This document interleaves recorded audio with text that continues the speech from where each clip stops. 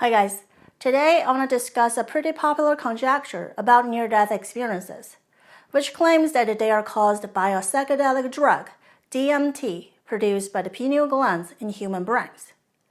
In the past few years, people from Hollywood, Silicon Valley, and beyond have been traveling to South America to take part in the so-called Ayahuasca retreats. The active ingredient of the Ayahuasca plant is DMT. Ayahuasca is traditionally used by indigenous people in shamanistic rituals. Drinkers of ayahuasca experience short-term hallucinogenic episodes, which many describe as life-changing.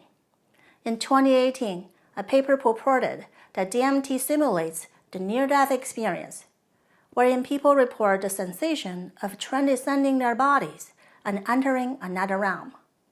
Media had a frenzy with this hypothesis, creating articles with stirring titles, such as BBC's "A DMT Trip Feels Like Dying," and "Scientists Now Agree," to "Are Near-Death Experiences Just Psychedelic Trips?" But how credible is this proposal? Is it just hype, or is DMT really the reason behind near-death experiences? I did some digging and found interesting information that points me in a different direction. There are multiple scientific studies which compare the descriptions of all kinds of psychedelic drug experiences with near-death experiences. One study established that another drug, not DMT, shares the most similarities with near-death experiences, or NDEs for short. What's more, the authors of the DMT paper emphasized the broad commonalities between DMT and near-death experiences, but didn't provide any convincing arguments on the profound differences between the two. These differences, in my opinion, are the fundamental factors which make near-death experiences unique and distinct from any psychedelic drug-induced hallucinations. Now, let me show you my findings and reasoning on why neither DMT nor this other drug provides the full answer to near-death experiences. The extraordinary phenomenon is shared by countless individuals across cultures and history. Most near-death experiencers have depicted a sweeping and embracing feeling of peace at the moment of death, leaving one's body and floating above, traveling towards a bright light at the end of a tunnel, seeing one's life flashing before their eyes, and meeting deceased relatives, loved ones, or supernatural beings. Such experiences are described as intensely vivid and realistic, more so than memories of true events. These characteristics define near-death experiences. If DMT is really the cause of such episodes, then using this drug should induce most, if not all, of these special characteristics, right? But does it in fact do so? Plus, what about other psychedelics? Is DMT that different from comparable drugs? Psychedelic drugs are potent modulators of conscious states. They can rapidly induce an extremely immersive state of consciousness characterized by vivid and elaborate visual imagery. DMT is less well known than psilocybin or LSD, though it has become the focus of a number of speculative theories. Some claim that the pineal glands in human brains can produce enough DMT to form psychoactive effects like near-death experiences. The pineal gland is referred to as the third eye, which is a tiny pinecone-shaped organ located deep in the center of the brain. Since its discovery, the pineal gland has been shrouded in mystery. Philosopher and scientist René Descartes thought the pineal gland was the seat of the soul. Some postulate that the ancient Egyptian Eye of Horus and the pine cones held by Sumerian gods are representations of the pineal gland. Many people today believe in its mystic power. Therefore, it truly makes an exciting story when you try and combine the perplexing near-death experience, a certain psychedelic, and the mysterious pineal gland. Yet here we are looking for the truth, not a cool fiction. So, let's see what scientists have found in experiments and where the facts might actually lead us. The main product of the pineal gland is not DMT, but melatonin, a hormone that helps to synchronize circadian rhythms in different parts of your body in response to light and dark cycles. DMT has been found in small amounts in human brain tissue and in larger amounts in cerebral spinal fluid. Animal studies have found INMT, an enzyme required for the production of DMT, in various parts of the brain and other organs such as lungs and hearts. Researchers detected the extracellular concentrations of DMT in the cerebral cortex of normal-behaving rats were similar to neurotransmitters including serotonin, which stabilizes mood. This is a helpful piece of information. Rats and humans are not the same, but it raises the possibility that the synthesizing DMT phenomenon in rats may occur similarly in human brains. So, even though there is no data on the amount of DMT in human brains, we can potentially get an idea from serotonin since it might be at similar levels with DMT. The average adult human possesses only 5 to 10 milligrams of serotonin, and over 90% is in the intestine. The remaining amount is less than 0.5 to 1 milligram and is located in blood platelets and the brain. Thus, the natural DMT level in a human brain is likely in the same minute amount. Within the human brain, highest INMT activity has been found in uncus, medulla, amygdala, frontal cortex, and in the frontal, parietal, and temporal lobes. INMT is also found in the pineal gland. The 2019 animal study proves that even after removing the pineal gland, the rat brain was still able to produce DMT in various regions, and there was no difference in brain concentrations of DMT at baseline between rats with or without the pineal gland. This means the pineal gland might be just one of the many places to create DMT, and is probably not even a major producer. Therefore, the idea of activating this gland to increase DMT might not be very effective at all. The rat experiments also revealed something very interesting, that the levels of DMT elevated significantly after cardiac arrest. This prompts the question whether DMT floods the human brain at death, causing near-death experiences. Is this DMT spike high enough to trigger psychedelic effects? Researchers tested DMT levels before and after the cardiac arrest in rats. On average, there were 2.4 times increases in pineal intact rats and 1.8 times in pineal removed rats. To induce episodes as intense and vivid as near-death experiences in humans, 0.2 and 0.4 milligrams per kilogram DMT is needed. That's for a person who weighs 70 kilograms or 154 pounds. About 20 to 25 milligrams of DMT needs to be produced in the brain rapidly in a few minutes. That's around 40 times higher than the possible 0.5 to 1 milligram natural DMT level in an average adult human brain. Assuming that human brains also experience a 2 to 3 folds of DMT surge after cardiac arrest and near death, it will still be far from the sufficient amount required to trigger a psychedelic event. In addition, DMT is quickly metabolized and broken down in the body, so it wouldn't be able to naturally accumulate in the brain. Hence, the indigenous DMT is unlikely to explain near-death experiences. On a different note, some researchers claim that reports of near-death experiences have a striking resemblance to DMT-induced states. How accurate is that? Several papers dissected descriptions of near-death experiences and episodes from different psychedelics, and they argued otherwise. Let's check them out.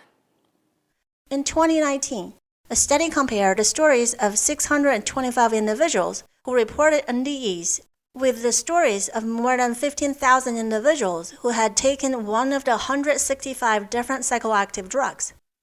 When those descriptions were linguistically analyzed, researchers found hallucinogens and psychedelics had the greatest similarities to NDEs, and the drug that scored the highest similarity was the hallucinogen ketamine, with the street name K or Special K.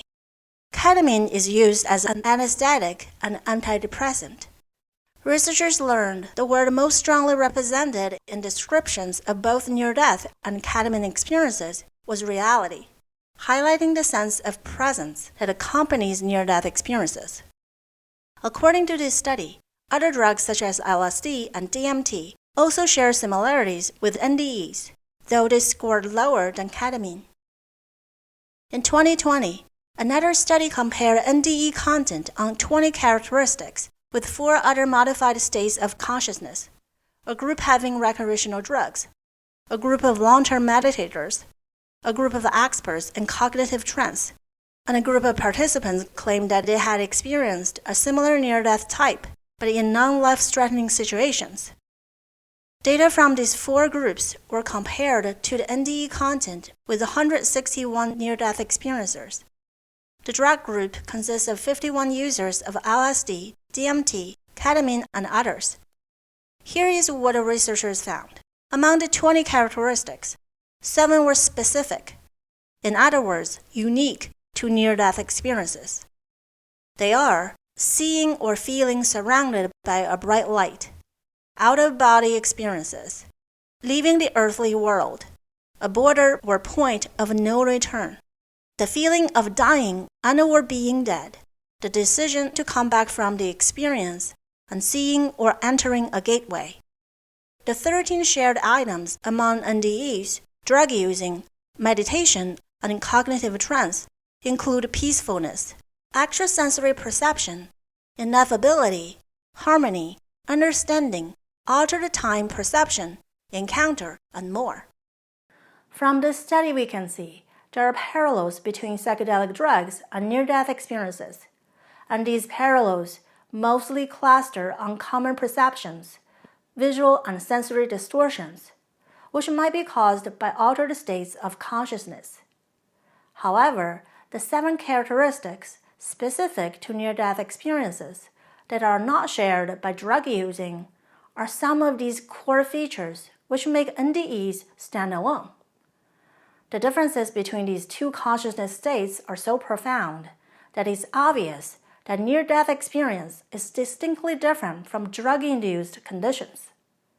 Bright light, leaving the earthly world, feeling dead or dying, a border of no return, seeing or entering a gateway. These are legitimately fundamental to NDEs. It should be noted, though, that a high enough dose of ketamine can cause out-of-body experiences, which adds to the point that ketamine, not DMT, shares the most similarities with near-death experiences. Even so, ketamine still can't generate the other 6 key characteristics of NDEs listed in the study. An earlier 2012 paper finds that near-death experiences share some similar characteristics with the drug episodes, but also remarkably different on major items. The author also pointed out that the most compelling reason against the DMT hypothesis of NDEs is the same reason that the ketamine theory is flawed. The phenomenology of drug-facilitated experiences is far more different from than it's similar to the phenomenology of NDEs. The researchers of the DMT proposal argued that these particular differences between DMT and NDEs are likely a function of contextual factors, such as a person's expectations of death. I don't find this as a strong argument. Most near-death experiencers recounted highly similar parallel events. Are we sure that all of these people from different cultures and historical eras expected very much the same thing at the moment of death? Moreover, we know that human minds, especially in altered states like subconscious or unconscious, is not that obedient or controllable. So, can a person expect, plan, or dictate what he or she is going to experience while on psychedelics like DMT or during sleeping? How often do you dream of something that you expected or hoped to happen? Most of the time, it's not because we want certain things to occur that our mind will create such comforting experiences for us. If a person's expectations or other contextual factors cannot control or manage the content of our dreams or DMT hallucinogenic trips, then how can such factors suddenly work during DMT-caused near-death experiences? These studies raise serious questions on the hypothesis that near-death experiences are created by DMT or other drugs. If we overly focus on certain shared features between DMT or ketamine with the near-death experiences and ignore the obvious differences, then we risk exaggerating their similarities and in turn overlook the distinctions that set them apart. Given the fact that none of these drugs can produce the majority of the specific characteristics of near-death experiences, such as leaving the earthly world, feeling dead, or passing a gateway, it's conceivable that none of these drugs played a causal role in the production of experiences when death is imminent. DMT and near-death experiences may very well share some underlying neurological and psychological features, but so do many other phenomena associated with the altered states of consciousness, such as using ketamine or deep meditation. The striking differences between DMT and near-death experiences are intriguing and worthy of further investigation. Perhaps the complex NDEs involve multiple neurotransmitters and regions of the brain, and the naturally produced substances might contribute to a limited extent. One thing is for sure, that based upon available studies and evidence, we're still far away from drawing any conclusions on near-death experiences. There is a missing piece to this puzzle. Something remains hidden and unknown about the near-death experience, which when found might be the key to unravel and explain its core characteristics. What do you think? If you have any insights, please leave me a comment. If you like my video, please subscribe to my channel and share with others. You can also support me on Patreon, which is a monthly charge, or on Buy Me a Coffee. I appreciate your support. This is Curious Being. I'm Tina. Thanks for watching and see you next time.